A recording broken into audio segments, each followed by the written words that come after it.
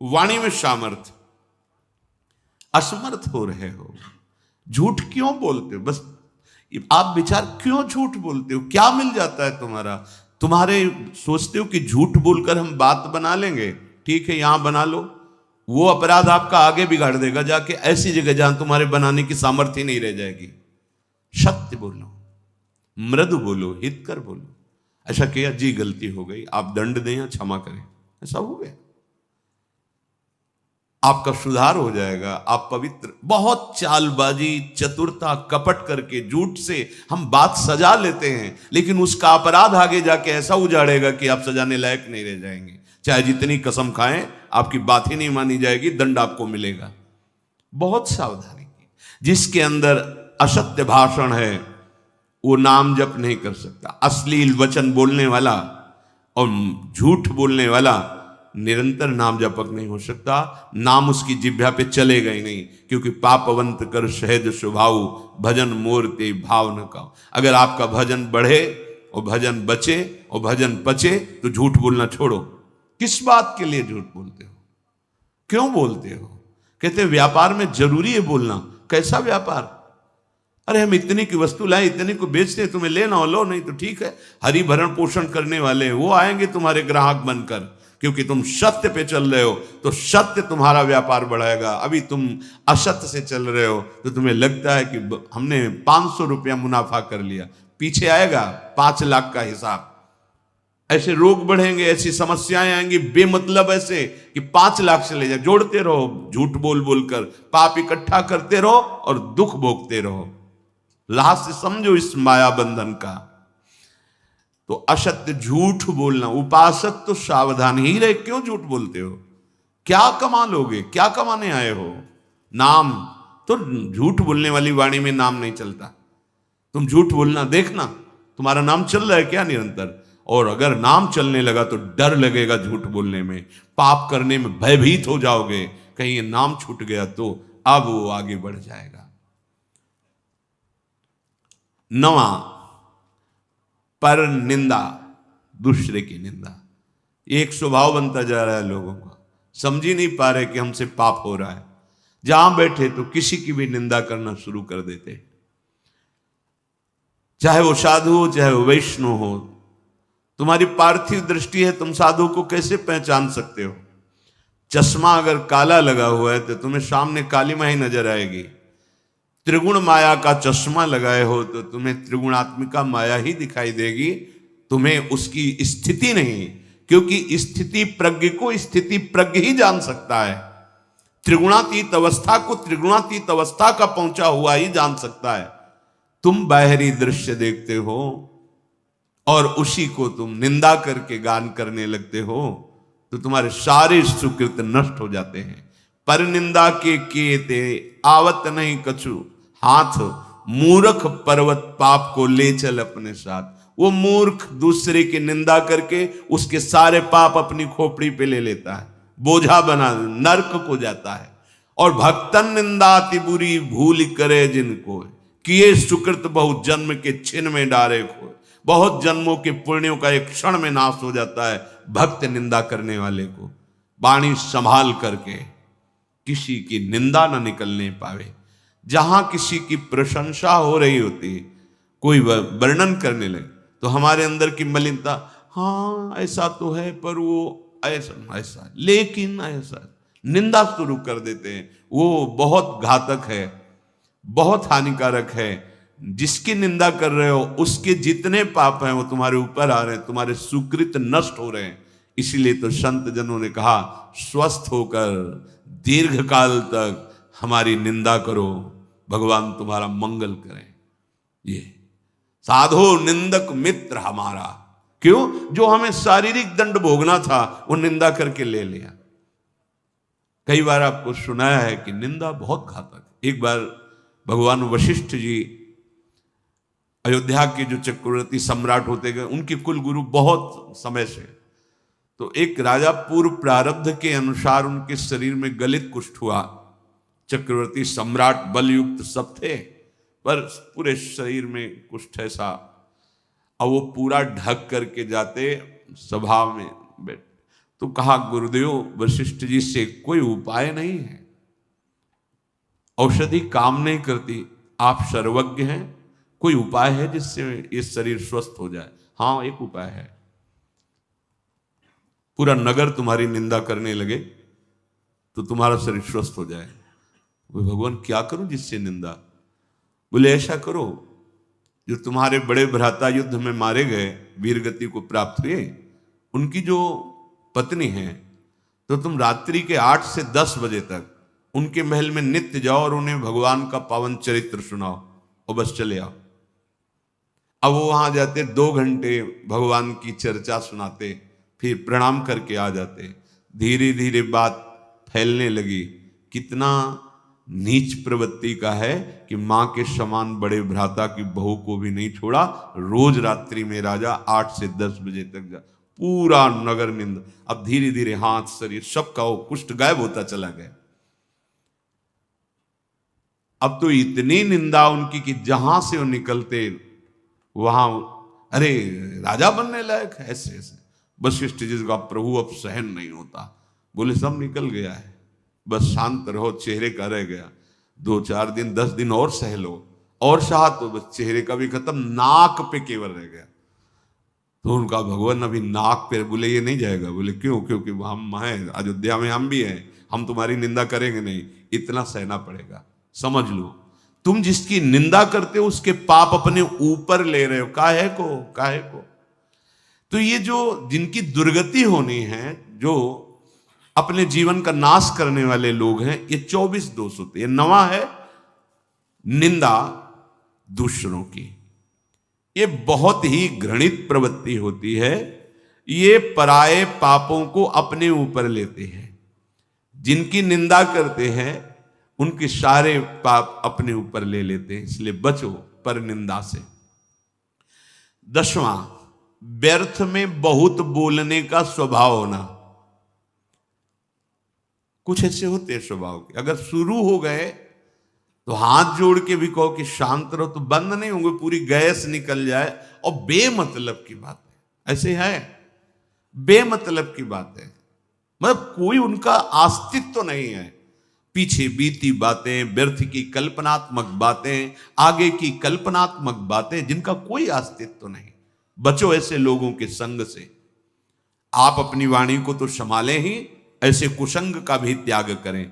बहुत बोलने से शक्ति क्षीण होती है, वाणी अपवित्र होती है, समय नष्ट होता है, बुद्धि भ्रष्ट होती है। बोले चले जा। वाणी एक अमूल है, जो कोई बोले जान, ये तराजू तौल के तब मुख बाहर आन।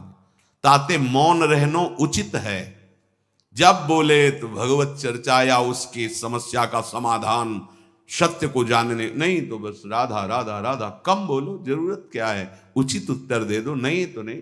हमने देखा है महापुरुषों को। प्रणाम, राधे श्याम, श्री हरिवंश, देखा भी नहीं, उत्तर भी नहीं, मन से कर दिया, उधर देखा भी नहीं, बात कर रहे हैं, नाम चल रहा, चल दिए, आगे घेर के खड़े हो, चल, कोई उत्तर नहीं, कोई उत्तर ही नहीं। पूरे जीवन में देख कोई उत्तर नहीं, न शुभ न अशुभ, न भागवतिक न प्रापंचिक।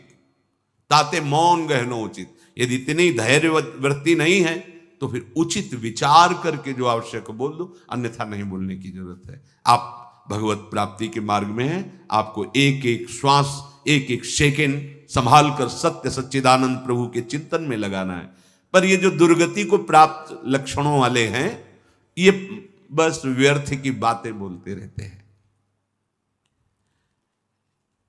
बहुत बोलने से तुम्हारी शक्ति क्षीण होती है, तभी जो बहुत बातें बनाने वाला होता है, वाणी का प्रभाव नहीं पड़ता। नहीं, एक बार जो हृदय से अनुभव करके बोलो, पूरे विश्व में छा जाएगा, और भला तो आपकी वाणी जाके उसको प्रपंच से निकाल लेगी। ब्रह्म ऋषियों की वाणी ऐसी सामर्थ्यशाली होती, बहुत शांत, निरंतर भगवत चिंतन हो, जो बोले तो हृदय की ग्रंथि को खोले, वो वाणी। जो 4 लोग बैठ करके भगवत विमुख चर्चा करते रहते हैं, बहू बेटी परिवार इनकी उनकी, ये समय को नष्ट करते हैं, व्यर्थ का समय जाता। ऐसे लोगों के बीच में न बैठना चाहिए न सुनना चाहिए। बस वही देखो, कभी ऐसे लोग जब बैठे हों, उनकी चर्चा हो रही हो, तो वहां एक बार भी राम कृष्ण हरि कोई नाम नहीं होगा, कोई भगवत चर्चा नहीं, बस वही घर द्वार परिवार प्रपंच सब वही चलता रहता है। बचो इस माया के बंधन से, काटो नाम के कीर्तन से, काटो इसे भगवत गुणगान गायन से।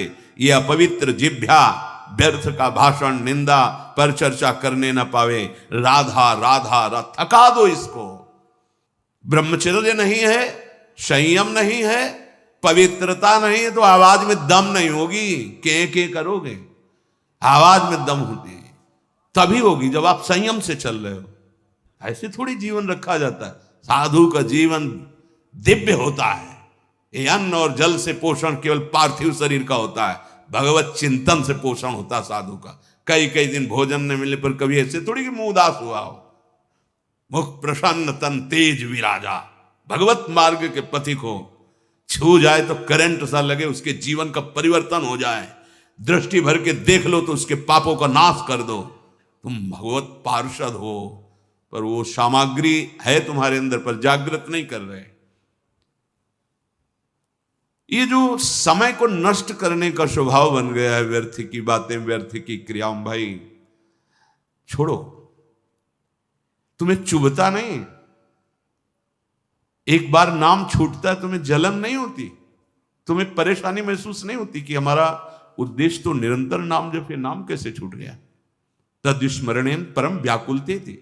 चलो ना परम व्याकुलते तो केवल व्याकुलते थी ले आओ। तुम्हें यह तो पश्चाताप होना चाहिए कि नाम छूट रहा है, हम व्यर्थ की बात में समय नष्ट कर रहे हैं, नाम छूट रहा है। ये जो परिचर्चा करते रहते हैं, इनका राग द्वेष पुष्ट होता रहता है, और जिसका राग द्वेष पुष्ट होता है दुर्गति पक्की है। 12वां क्रोध, ये बेहोश करके असुर बना देता है। क्रोध वाणी का रंग बदल जाएगा। जहां क्रोध का प्रादुर्भाव हुआ तो रुक्ष वाणी, कठोर वाणी, तीखी वाणी, हृदय को बेधने वाली, समझ जाओ क्रोध आ गया। अशुद्ध भाषा प्रारंभ हो जाएगी, कठोर भाषा होने लगेगी, ऐसी तीक्ष्ण जो हृदय को बेध दे जाकर। और अगर ना संभल पाया तो बुद्धि फिर हिंसा पे उतर जाएगी, मार पीट, जान से मार देना। ये क्रोध बहुत ही घातक वस्तु, ये दुर्गति कराता है, सीधे नरक का द्वार है। कामः क्रोधा तथा लोभा तस्मादेत्रयम् त्यजेत, ये त्रिविधम नरक सेदम द्वारम नाशन मात्मना। ये आत्मस्वरूप को घोर बंधन प्रदान करने वाले हैं। क्रोध, जब क्रोध आवे तो मौन का आश्रय पक्का लो। अगर वाणी खोल दी आपने तो मानो आग में आपने पेट्रोल डाल दिया, डीजल डाल। वो ऐसी भड़काऊ वस्तु वाणी है, फिर तो नहीं संभल पाओ। मौन, अब अंदर से वो आ रहा है कि बस इसको गाली दो ही, इसको कड़ुआ बोलो ही, बस अंदर राधा राधा राधा राधा राधा राधा, उसकी सुनो मत, शांत हो जाएगा। वहां से चल दो बिल्कुल। अगर कड़ुआ बोले तो इसका दुरुक्ति, क्रोध का बल क्या? दुरुक्ति माने गाली, कड़ुए वचन, कठोर वचन, हृदय को दुख पहुंचाने वाले परुख वचन मत बोलना। अगर भजन सिद्ध करना है, भजन बढ़ाना है, तो जब क्रोध आवे, कड़ुआ बोलने का मन हो, बिल्कुल दांत बांध लो, ऐसे नहीं खोलना, मानो वाणी है ही नहीं हमारे, नहीं बोलेंगे इस समय राधा राधा राधा राधा राधा राधा। ये क्रोध तुम्हारे भजन करने की प्रवृत्ति और भजन के प्रभाव दोनों को ढक देगा, दोनों को रोक देगा। काफी समय तक अगर चतुर खिलाड़ी परमार्थ के हो तो संभाल लोगे तुरंत, नहीं तो फिर वो काफी समय तक भजन का प्रभाव, एक हृदय बार बार वही चिंतन और वैर दृढ़ होने। और जब भजन की याद आएगी तो और द्वेष बढ़ेगा, इसने हमारा भजन रोक दिया, और गुस्सा आएगी, वो बिगाड़ देगा। क्रोध होश खो देता है, जिसके अंदर क्रोध आता है होश खत्म हो जाता है। 13वां हिंसा, मारना, किसी भी जीव को मारना। ये इसीलिए सबसे प्रार्थना करते हैं, जहां तक शब्द कान में पहुंचे, कि जो लोग ये हिंसा, एक होता है हिंसा करना और जैसे आप मानसला के पास तो हिंसा में सम्मिलित हो गए, वो हिंसा के समान ही माना जाता है। तो जो आप अभक्ष्य पदार्थ पाते हैं, जीवों की हिंसा होती है, जो हमारे लिए निषेध किया गया है, जो हमारे लिए निषेध है, वो बिल्कुल ठीक नहीं। किसी भी जीव के शरीर को पका के खाना मतलब अपना नाश करना, अपने सुकृतों का नाश करना, अपनी आयु को व्यर्थ करना। भूल जाओ कि तुम बलशाली हो, कितने बलशाली हो, काम पर विजय प्राप्त करके दिखाओ, क्रोध पर विजय प्राप्त करके। लोभ मोह मद मत्सर तो तुम्हारे बल को समझे। शरीर बलशाली है, भोग तुम्हें गुलाम बनाए हुए, तुम समझते हो विश्व विजेता है। नहीं नहीं, मानो देह विषयों पर विजय प्राप्त करके भगवदानंद के लिए मिला है, और वो बल मिलता है पवित्र आचरण, पवित्र भोजन और भगवान नाम जप। इसीलिए सबसे प्रार्थना करते हैं, ये भूल भुलैया में मत भटको। तुम अविनाशी अजर अमर शरीर वाले नहीं हो, मरेगा तुम्हारा शरीर, और तुम जो ये पाप आचरण कर रहे हो भोगना पड़ेगा। अभी जो तुम तर्क उपस्थित करते हो कि हम नहीं खाएंगे तो कोई तो खाएगा, इसलिए हम ही खा लेते हैं, तर्क रखता है आत्मा की इच्छा को नहीं दबाना चाहिए। हाँ, अपनी आत्मा में कोई इच्छा ही नहीं होती, मूर्ख हो तुम। आत्मा समझते किसको? अरे आत्मा भगवान का स्वरूप है, इच्छाएं मन है, और इनकी इच्छाओं को नहीं दबाओगे तो परिणाम में जेल, अस्पताल, नर्क पक्का। लिख लो कागज में, मत दबाओ अपनी इच्छाओं को, फिर देखो इच्छाओं का तांडव तुम्हारी दुर्गति ऐसे करेगा कि फिर दबाना क्या है, फिर भूल जाओगे इच्छा करना, ऐसा दंड मिलता है। हिंसा ये महापाप है। कोई भी ग्रंथ, कोई भी पंथ आदेश नहीं करता किसी जीव को कष्ट देने का। आचार्यों की, महापुरुषों की वाणी का अर्थ गलत निकाल करके हम मनमानी आचरण करते हैं, किसी भी महापुरुष के। एक बार काशी से वृंदावन जब आ रहे थे, तो जहां मैं बैठा ला तो वहां कुछ अन्य धर्मावलंबी बैठे थे, बड़े ही सभ्य, लाल कपड़े, हमारे जटाएं यहां तक, नई अवस्था, सब खड़े हुए और वो ऐसे बांधे हुए ऐसे थे। तो अनुमान लगाया कि अन्य धर्मावलंबी हैं। तो अब उसी में हमें बैठना था, पूरा बोगी उनसे भरी थे। उनमें था एक अपनी हिंदी भाषा बोलने वाला, तो वो लोग अपनी भाषा बोलते, तो उसने प्रश्न किया कि आप से कुछ बात करना चाहते हैं, जो ये बोलेंगे वो हम आपको बताएंगे, जो आप बोलोगे इनकी भाषा में हम बताएंगे। बोले, पूछ रहे हैं कि आप फकीर हो? तुम कहा वैराग्य मार्ग के पथिक हैं। हाँ। आपको ग्रंथों का ज्ञान है? वह जितना गुरु ने सिखाया है उतना ज्ञान है। तो हमने कहा आपको अपने ग्रंथों का ज्ञान है? कहा। तो हम कहा क्या आपका ग्रंथ आदेश करता है किसी भी जीव को दुख देना? कहा नहीं, उनके वचन थे। कहा हमारे ग्रंथों में तो सबसे बड़ा धर्म माना गया है किसी भी जीव को दुख ना देना, हिंसा ना करना। तो क्या आपका धर्म ऐसा आदेश करता है कि किसी की हिंसा करे, किसी को दुख दे? नहीं, ऐसा नहीं करता। वो बोले, उनकी जो वाणी का सूत्र था वो बोले, और वो हमें उसकी टीका करके हिंदी करके बताया कि ऐसा नहीं है। तो हमने तो कभी पढ़ा नहीं, पर उनके मुख इतना सभ्य वर्ताव, उन फकीरों का इतना सुंदर वर्ताव कि हृदय झुक गया। बहुत सुंदर देखने को मिला। साधुता किसे कहते हैं? जो आचार्य वाणियों पर चलता है, वास्तविक अर्थ समझता है, तो कोई भी महापुरुष किसी भी जीव को दुख देने का आदेश नहीं करते हैं। हाँ, जो उसका अर्थ ना समझ के अपनी मनमानी उसका अर्थ करे, वो बात अलग होती है। तो हिंसा ये महापाप है। कोई भी धर्म नहीं सिखाता कि तुम हिंसा करो। फिर 14 जो नंबर उसमें कह रहे हैं, जो पशुओं का, अन्य जीवों का निर्दयता पूर्वक मार करके आहार करना, ये निर्दयता, ये बहुत ही हानिकारक है, बहुत हानिकारक है। बिल्कुल समझ जाओ। अभी आपको छूट मिली है, खेती आपके नाम है, जो चाहो बोलो। फसल जब काटोगे तब समझ में आएगा। अभी बीज पड़ा है, आग लगा दो, फसल होने ही नहीं पाएगी। आग लगा दो। ज्ञानाग्नि या प्रेमाग्नि, दो ही ऐसी हैं जो तुम्हारी कर्म रूपी शुभ अशुभ फसल को भस्म कर सकती है। किसी दूसरे में ताकत नहीं। या तो शुद्ध बोध और या महामहिम उज्जवल शुद्ध प्रेम भगवत चरणारविंद। ये दो ही बातें तुम्हारे कर्म रूपी फसल को नष्ट कर सकती नहीं। भोगना पड़ेगा निश्चित। 15वां, चिंता।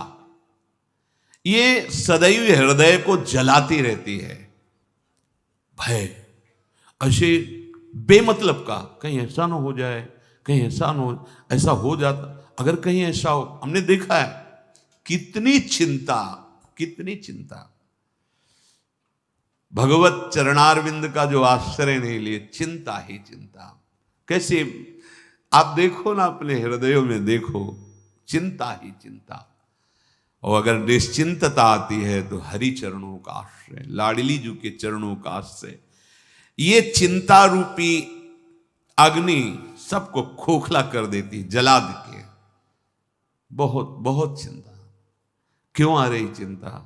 क्योंकि भगवान से विमुख जो करना चाहिए वो किया नहीं, और जो नहीं करना चाहिए वो किया, इसीलिए चिंता आपको जला रही।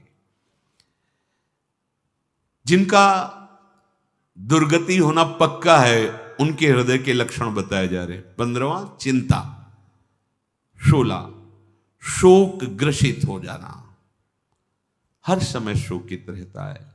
जो जो बना करके सुख के विधान खड़ा करता है वही भ्रष्ट हो जाता है, नष्ट हो जाता है। क्योंकि पूर्व पाप इतने प्रबल हैं और शोक से ग्रसित रहता है। देखा गया, जैसे अन्न बेचा, कुछ आभूषण बेचे, विचार बनाया कि 2-4 भैंस पाल लेंगे, वो दूध होगा बढ़िया। वो गांव में वो बीमारी चलती है पशुओं की, वो एकदम लगी, एक गई, 2 गई, 3 गई, 4। अब शोक। अन्न भी बेच दिया था जो अधिक था, आभूषण भी बेच दिए थे, सोचा था 4 का दूध निकले, खूब पैसा आने लगे, बड़े। बैठा है कर्म, पीछे का कर्म, वो तुम्हें कभी सुखी नहीं रहने देगा। वर्तमान का कर्म तुम्हें निश्चिंत नहीं होने देगा, निशोक नहीं होने देगा। शरणागत में सुना था, निश्चिंत होना, निर्भय होना, निशोक होना। ये मोहग्रस्त होकर कर्तव्य अकर्तव्य का विवेक छीन लेता है शोक। अब कैसे जिए? आप तो जैसे भी, फिर उसके पास ऐसे माया अपने पार्षद भेजती है। दांव लग गया ना तो एक बार में तुम सुखी हो जाओगे। बस दांव नहीं लगा, दांव फेल हो गए, अब पहुंच गए कारागार में, आजीवन कारावास। दुख ही दुख, शोक ही शोक। इसीलिए बिना भजन किए इन दुर्गतियों से बचना बहुत कठिन है। इसलिए भजन जरूरी है, बहुत जरूरी है जीवन में, भगवान का आश्रय और भजन। 17वां, अहंकार। ये समस्त दुखों का मूल है। ये भगवत विमुख के हृदय में बिल्कुल बट वृक्ष की तरह फैलता रहे। जैसे बट वृक्ष की दाल, उसमें फिर जड़, फिर वो और आगे, फिर जड़, ऐसे बढ़ती रहती है। अहंकार की वृत्तियां इतनी बड़ी होती हैं। ये मूल है संस्कृति का, जन्म मरण चक्र का मूल है ये अहंकार। और ये केवल गुरुचरण आश्रित का ही क्षय होता है और अन्य नहीं, अन्य साधनाओं से नहीं होता। जो भी साधना करे पुष्ट होता रहता है। जो गुरु आदेश से चलता है, तभी कहा चाहे शिव बिरंच सम होई, गुरु बिनु भव निधि तरह न कोई। क्योंकि उसको लगता है कि जिन्होंने आदेश किया वही भजन करवा रहे हैं, उन्हीं का बल है। हम तो जब तक उनकी कृपा नहीं थी तो क्या थे, हम जानते थे ये सब गुरु कृपा है, ये सब इष्ट कृपा है, ये सब सत्संग की कृपा है, ऐसा उसके अंदर आता है। तो बड़े से बड़ा साधन भी करता है, पर अहंकार नहीं होता। अहंकार समस्त बंधनों का मूल है। शरीर को लेकर के सारा व्यवहार इसी अहंकार से होता है। आखिरी में ये नाम पे फंसा देता है, मेरा नाम हो जाए, ऐसा कुछ करूं मेरा नाम हो जाए। अगर कहीं कोई शुभ कर्म करने का अवसर मिला तो ईंट पत्थर में नाम लिखवा देना, पंखे की पंखुड़ी में नाम लिखवा देना, पूरा पता। और ऐसे ऐसे लीलाएं होती कि हंसी आती है कि स्वयं अखिल कोटि ब्रह्मांडों के स्वामी आए, उनका तो तुम नाम नहीं जप रहे हो। तुम्हारा नाम कौन जप? बड़े बड़े महल बना के चक्रवर्ती राजा, कौन नाम उनका? तुम्हारा नाम लेगा? दो चार ईंट लगवा दी। अरे उनका नाम जपो जो त्रिभुवन का मंगल करने की सामर्थ्य रखता है। एक नाम त्रैलोक कहीं तारे। ये शरीर का अहंकार, अहंकार की वृत्ति का परिचय कर्तृत्व भाव और भोक्तत्व भाव इसी अहंकार में होता है। मैंने ये किया, मैं करूंगा, मैं ऐसा कर सकता हूं, मैंने भोगा ये मैं भोगूंगा, ये मैं भोग सकता हूं। ये वृत्ति अहंकार की होती है। ये समस्त बंधनों का मूल है। जन्म मृत्यु का चक्र यही चला रहा है। जब तक ये क्षीण नहीं होगा तब तक मुक्त नहीं होता जीव। 18वां, अपने में बड़प्पन देखना। ऐसा अभिमान बना रहता है कि मैं बहुत बड़ा हूं, मैं श्रेष्ठ हूं, मैं, ये अंदर से बना रहता है। इस शरीर का दुलार करना छोड़ो, इसकी गति पर ध्यान दो। क्या होगी इसकी गति? ये दुलार करना बिल्कुल उचित, भगवत सेवा में काम आ रहा है। भगवत भजन में आहार विहार उचित, निद्रा उचित, अपने कर्तव्य का उचित कर्तव्य का पालन और भजन। इसकी सुख सुविधाओं में मत फंसो कि ये शरीर कोई सुखी, ये दुख का घर है, दुख की जड़ है। भजन कर लो, इस जड़ को काट दो। नहीं, इसको जितना राग करोगे वो अगली तैयारी कर रहा है तुम्हारे, फिर किसी ऐसे शरीर में जहां तुम दुलार ही नहीं कर पाओगे। अब मान लो ऐसे पशु हैं जंगलों, अब कांटा लग गया, अब कैसे निकाले? ऐसी जगह लगा है, उनके हाथ तो है नहीं कि निकाल सके। भीषण सर्दी है, बर्फ गिर रही है, जल है, धूप है, या कहीं पानी नहीं, हर कष्ट वो सहते हैं।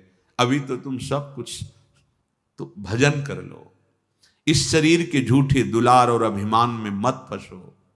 ये लगा रहता है मैं बड़ा बन जाऊं, मैं बड़ा। अरे बड़े के हो जाओ तो बड़े वो बना देंगे। भगवान का आश्रय ले लो, वो बड़े बना देंगे।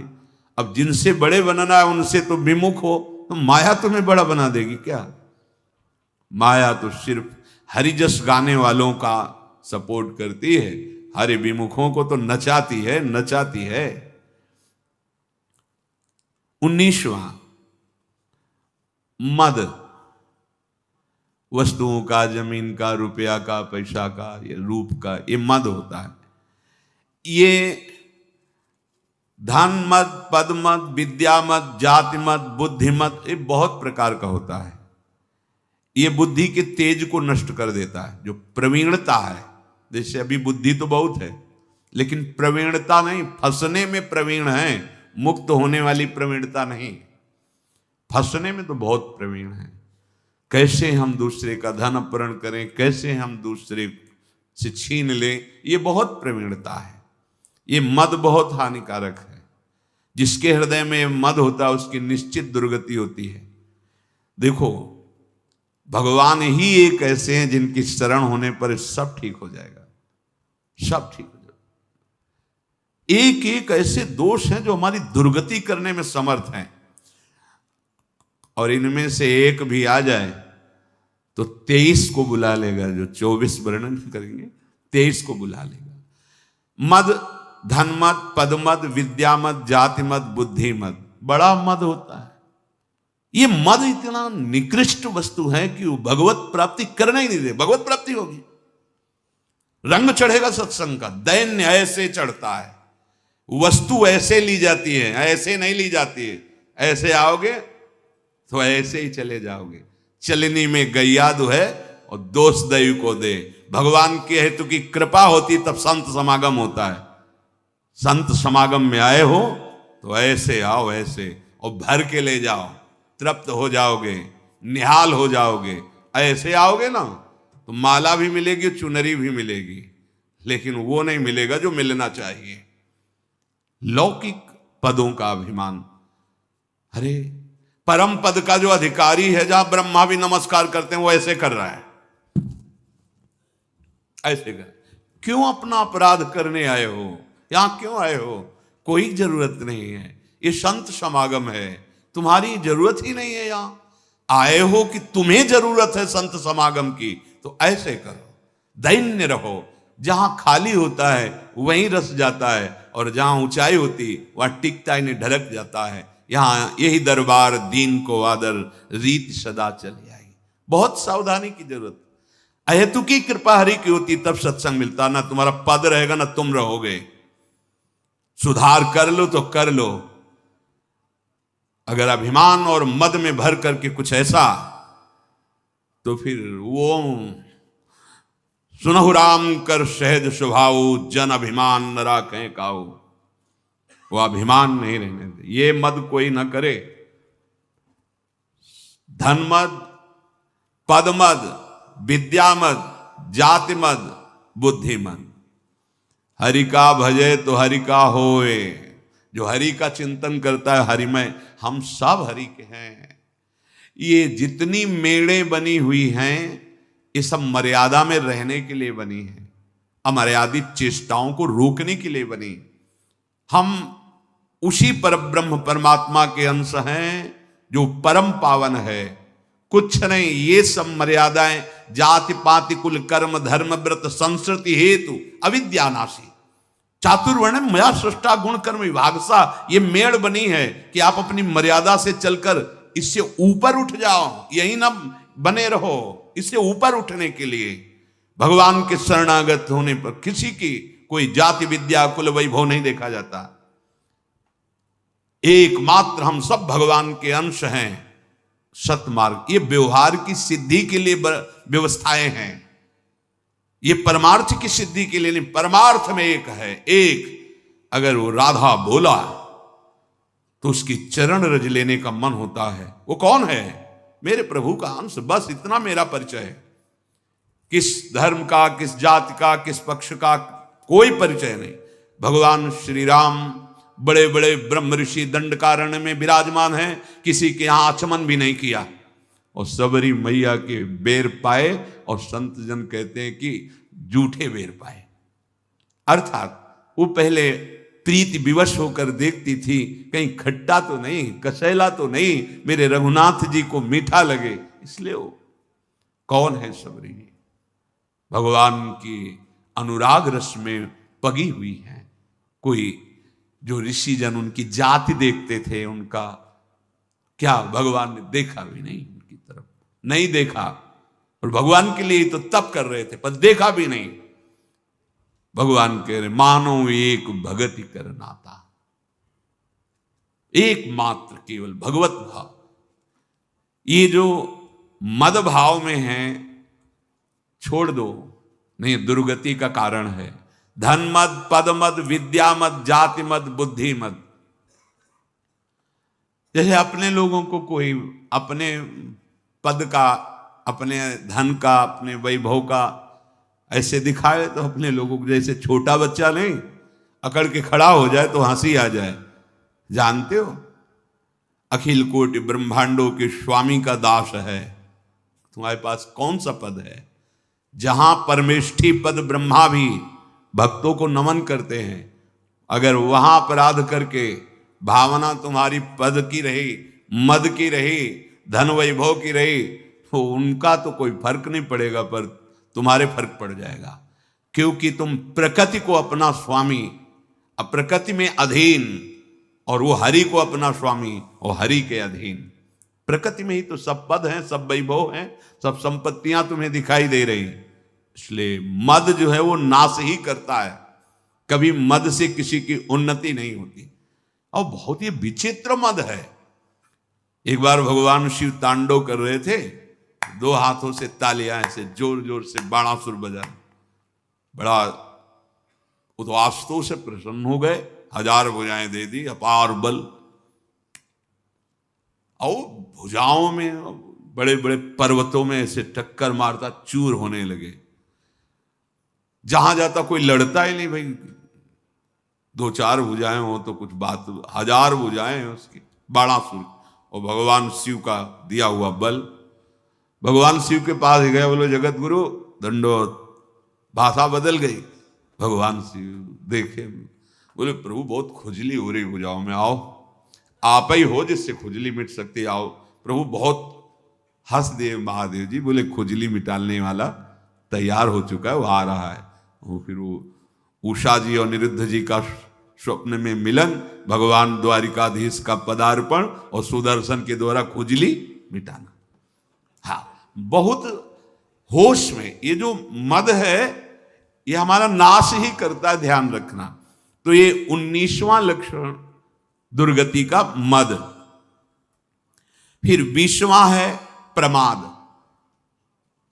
प्रमाद, जो करना चाहिए वो तो कर नहीं रहे, जो नहीं करना चाहिए वो बहुत कर रहे हैं, इसे प्रमाद कहते हैं।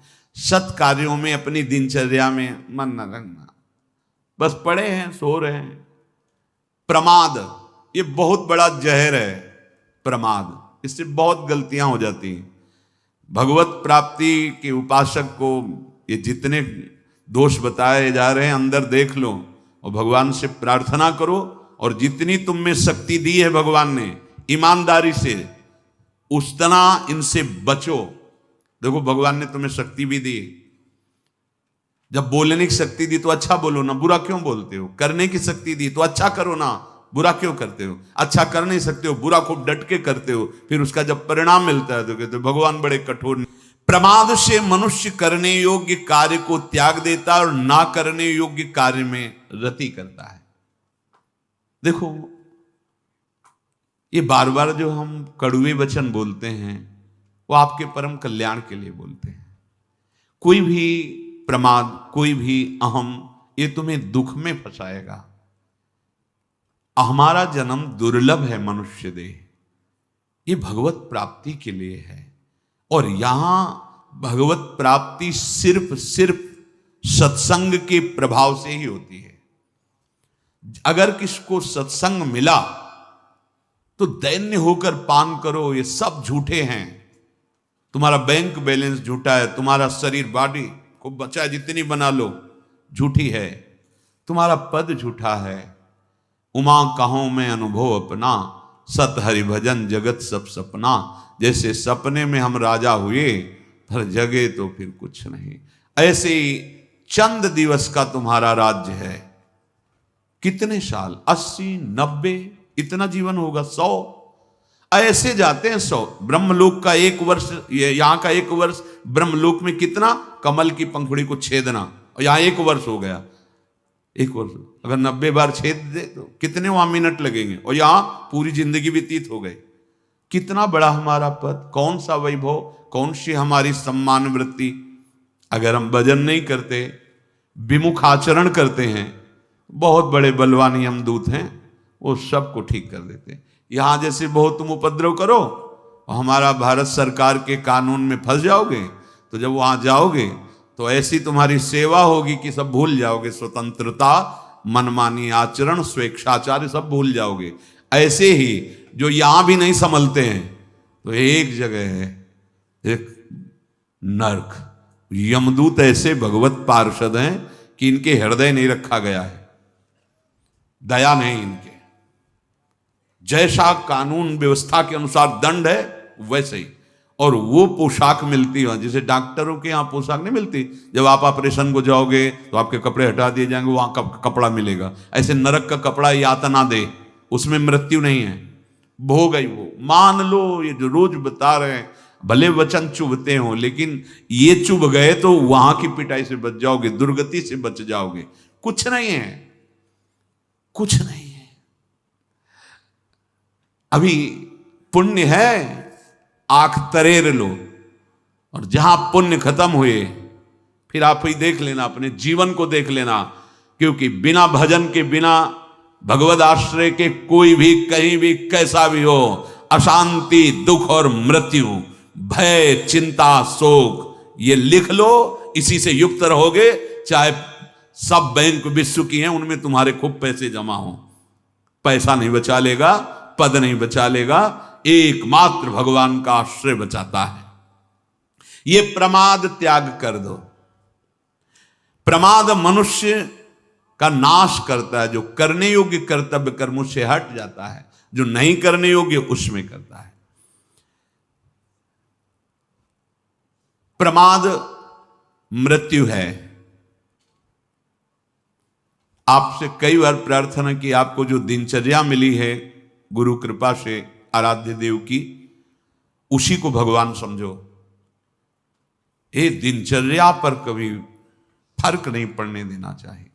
अरे भाई, तुम सूरवीर हो, भगवत मार्ग के पथिक हो, ये प्रमाद ही मृत्यु है और दिनचर्या ही हमारा भगवान है। सच्ची मान लो, ये हम बड़े बड़े महापुरुषों की कहते हैं, दिनचर्या है। काशी में थे कई ऐसे महापुरुष थे जो ठीक 2:30 बजे गंगा जी की घाट पे, ठीक 2:30 बजे उन्हीं से हमारी दिनचर्या चलती थी। जहां हो आकर के ओम उच्चारण करते, बस हो गया, 2:30 बज गए, तुरंत फिर महादेव जी के लिए, विश्वनाथ जी के लिए जल भरा, निकल, शौच स्नान तो 2 बजे से। एक हमने महापुरुषों में दिनचर्या देखा है, राइट टाइम बिल्कुल, मतलब 5 मिनट विलंब सह नहीं सकते। किसी का उनके ऊपर शासन थोड़ी है, अभ्यास। जीवन में दिनचर्या को ही महत्व दिया गया है। जो महापुरुष ऊंचाई पर चढ़े, दिनचर्या किसी के दिखाने के लिए थोड़ी है, वो तो स्वेच्छा के लिए है। जो हमारी दिनचर्या बिल्कुल ठीक वैसी दिनचर्या बहुत काल तक हो। 12 वर्ष में आपकी दिनचर्या सिद्ध हो जाएगी। आप दिनचर्या को भगवान मानिए। जो नियमावली भजन की, जो पाठ की, जो उठने की, बैठने की, सोने की, जो दिनचर्या, वो बहुत काल तक चलना चाहिए। यहां कोई दिनचर्या नहीं। थोड़े से कष्ट में हम अपनी दिनचर्या को छोड़ देते हैं, इसे प्रमाद कहते हैं। ऐसा ना करो, बहुत दृढ़ रहो। 21वां यही कि इंद्रियों की दासता। अब हमारी जो इंद्री जो कहती है वही हमको तो ये चाहिए, जैसे वही आत्मा की इच्छा को नहीं, ऐसा नहीं। हमको शास्त्र सम्मत इंद्रियों का देना है, इंद्रियों के विषय देने। देखो, इसमें हठ नहीं चलता। जैसे आपको गाड़ी से यात्रा करनी तो उसमें डीजल पेट्रोल डालना पड़ेगा। आप कह दो नहीं भाई वैराग्य, इसमें डीजल पेट्रोल नहीं पड़ेगा, तो गाड़ी खड़ी रहेगी। ये पार्थिव शरीर है, ये तुम नहीं हो। इसको उचित, कमजोरी आ रही, फल ले लो, भगवान अगर व्यवस्था बना देते हैं, दुग्ध ले लो। आपका बल बढ़ रहा है, सूखी रोटी ले लो। आपको सम में आना है, देखना है अपने शरीर को, अपनी इंद्रियों को धर्मयुक्त शास्त्र सम्मत भोग देने। ये सब भोग ही तो है ना, जल भोजन, ये सब भोग ही तो है। वो भोग जो निषेध किया गया है वो नहीं। जो निषेध भोगों को भोगता है वो इंद्रियों का गुलाम हो जाता है, दुर्गति करा देती है इंद्रियां।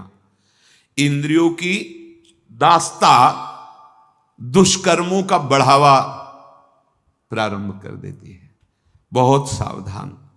ये इतनी बहिर्मुख हो जाती है कि शांति की खोज कहीं नहीं, बस भोग की खोज। देखो ना, आज अवसर मिला ने, पीछे यही तो होता रहा, ये देख लूं, ये सूंघ लूं, ये भोग लूं, ये खा लूं, ऐसा। और 22वां मन की गुलामी। मन भोगों का संकल्प करता रहता है। ये एक सलाहकार है, अभी बहुत बुरा सलाहकार है, बहुत गलत सलाह देता है। इसकी देखो हर समय सलाहें आती रहती है, बस उसका निरीक्षण करना है। और उससे लड़ वही सकता है जिसकी जिह्वा पे नाम चल रहा है। नाम नहीं चल रहा, आप लड़ने की सामर्थ्य खो देंगे। वो आपको परास्त कर देगा, वो पेश करेगा सामने विषय और आपको भ्रष्ट कर देगा। इसका प्रमथन स्वभाव है, मथ के अपने ही अधीन कर लेना। और यम ही न व्यथ्यंते थे पुरुषम पुरुषर्षभ सम दुखा सुखाधीनम स्वमृतत्वाय कल्पते। जो इस व्यथा से व्यथित नहीं होता, सह जाता है, कौन होता है? वो भगवान का निज जन होता है, जो नाम जापक, बोले वही अमृत पद का अधिकारी होता है। मन की गुलामी, उच्छृंखलता, कुमार्गगामी, ये दुर्गति करा देती। इसलिए बलवान वही है जो मन की गुलामी से मुक्त हो जाए। सबसे बड़ा गुरु वही है जो मन को चेला बना ले। मन का चेला कभी गुरु नहीं हो सकता। मन का चेला कभी गुरु नहीं हो सकता। और सच्चा गुरु वही जो अपने मन को पहले चेला बना ले। हम उपदेश तो देने के लिए बहुत तैयार हैं, लेकिन मन को उपदेश नहीं दे पाते। जो मन को उपदेश दे दे वही सच्चा उपदेष्टा। मन को अधीन करना, मन की गुलामी से मुक्त हो जाना, यही तो हमारे मानव जीवन का सफल स्वरूप है। लेकिन कभी इस बात पर ध्यान नहीं। हमारा मन आज मांग रहा है, अब उदास है, आज मन कहता है वहां चले, आज मन कहता है वो देख लें। बस 5 ज्ञानेंद्रियों के साथ जहां भगा रहा है वहीं भागते चले जा रहे हो। नित्य अशांति पैदा कर देगा अगर मन की गुलामी स्वीकार कर ली। मन की गुलामी से मुक्त होना है, और जिनकी दुर्गति होनी होती है वो मन के गुलाम होते हैं। 23वां कुसंगति। ये जो लक्षण बताए गए हैं, ऐसे लक्षण वालों का कभी संग न करे, उनकी निंदा न करे, नहीं लक्षणों में तुम भी आ जाओगे। मन से प्रणाम और दूरी बना के रहना। लेकिन ये जो जिनकी दुर्गति, उनको सत्संग अच्छा नहीं लगता, कुसंग अच्छा लगता है। अगर वो सत्संग किसी सौभाग्य से आए भी तो वो बात पकड़ेंगे जिसकी निंदा कर सके, वो वही बात पकड़ेंगे, क्योंकि दृष्टि वही रहती है ना, प्राकृतिक दृष्टि और दोष दृष्टि। सतमार्ग के पथिक की तो अद्वैष्टा, वो तो दोष रहित वृत्ति होती है। वो दोषी पुरुष में भी गुण ढूंढ लेता है। जड़ चेतन गुण दोष में विश्व की न करतार, संत हंस गुण गहे पे परिहरिवार विकार। जो ये कुसंगति प्रिय जन है, कुसंगति प्रिय, ऐसे गंदे आचरण सिखाने वाले, गंदे आचरण करने वाले, गंदे आचरण दिखाने वाले, गंदे व्यसन कराने वाले, गंदी बातों में मनोरंजन करने वाले, ये कुसंगति है। भगवद विमुखता कुसंगति बड़ी प्रिय होती कुसंगति। ऐसे पतन के मार्ग में गिरते जाते हैं कुसंग के प्रभाव से। कुसंग से जीवन बिगड़ जाता है। मनुष्य चिरकाल तक नरक यंत्रणा का भोग करता है। कुसंगी पुरुष पाप ही बटोरता रहता है। भजन का अभाव भगवत विमुक्ता, ये 24वां है। ऐसे लोग कभी भजन नहीं करते। अगर कोई भजन घर का सदस्य करने लगे तो भजन करने नहीं देते।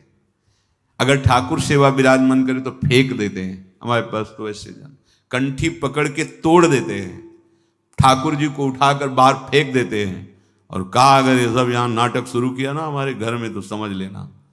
और जबरदस्ती अभक्ष पदार्थ परोसते हैं। बात बहुत कठिन है, बहुत कठिन है ऐसी जगह भजन कर पाना, क्योंकि इन दोषों से जो युक्त होता है भजन हो ही नहीं सकता, और वो भजन स्वीकार करने नहीं देंगे जहां तक उनकी पहुंच है, नहीं देंगे।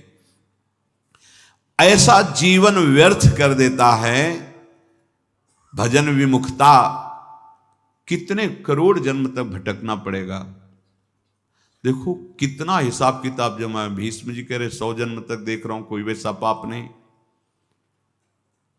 एक राजा थे और आगे जन्मों में ऐसे ही जंगल में भ्रमण कर रहे थे, तो एक बहुत सा मोटा सीधा साधा सर्प पड़ा था। कुछ सर्प बहुत सीधे होते हैं, जैसे एक लाल रंग का होता है जिसे यहाँ देहात में दुमहा कहते हैं, वो बिल्कुल सीधा होता है, बिल्कुल वो किसी को काटता नहीं, कभी कोई आक्रमण नहीं करता। ऐसे कई सर्प होते हैं, बहुत कई होते हैं बहुत खूंखार। वो आराम से पड़ा हुआ था, ऐसे धनुष के उससे ऐसे टांगा, ऐसे फेंका तो बड़े बड़े कांटे बबूल के उसमें से फंस गया। कितने दिन तक तड़पता हुआ, क्योंकि वो मरा फिर। महाराज भीष्म जी को अर्जुन के तीक्ष्ण बाणों की सैया पर 6 महीना पड़ा रहना पड़ा। ये हम लोगों के लिए उपदेश है। सोचो, तुम जो सोचते हो कि हम हिंसा करके मांस खाते हैं, ये सब, ये एक सांप जिसके साथ ऐसा व्यवहार, देखो मानवदेह है ना, तो भीष्म जैसे महापुरुष को वो बमूल के कांटों का तड़प करके प्राण त्याग करना सांप का, और आपका 6 महीने बाणों के से। मांडव्य ऋषि तितली की गुदा में कांटा डाल के छोड़ देना। तो आपकी गुदा में सूली डाल के निकली नहीं, काट दी गई। महाभारत में भगवान व्यासदेव जी ने तो अणिमांडव्य, तुम जो पशुओं की हिंसा करके खाते हो तो तुम्हारे लिए छूट है क्या? मानव देह पशुओं की हिंसा करने के लिए, मांस खाने के लिए नहीं, वो राक्षसों के लिए है, या हिंसक पशु परस्पर उनका आहार है। भगवान से विमुख जन, ये जो 24 लक्षण बताए गए, ये दुर्गति प्राप्त कराने वाले हैं। सावधान होकर इनमें से एक भी न रहने पावे। भगवान के नाम में अपार सामर्थ्य है, आपका हृदय जलाएगा और इन दोषों को ऊपर निकालेगा। घबराना नहीं, वो नष्ट होने के लिए निकल रहे हैं। भगवद आश्रित होकर निरंतर नाम जप करो, सब ठीक हो जाएगा। जो भी गलत आचरण है, गलत चिंतन है, ये सब सुधर जाएगा। पर आप सुधारना चाहें ना, आप इन दोषों को आगे बढ़ाते चले जाएंगे तो कैसे मिटेंगे? भगवान ने आपको सामर्थ्य दी है, जैसे हर इंद्री में सामर्थ्य दी, तो उसे गलत मार्ग में न लगा के सही मार्ग में लगाओगे, क्योंकि सही मार्ग में सुख है, शांति।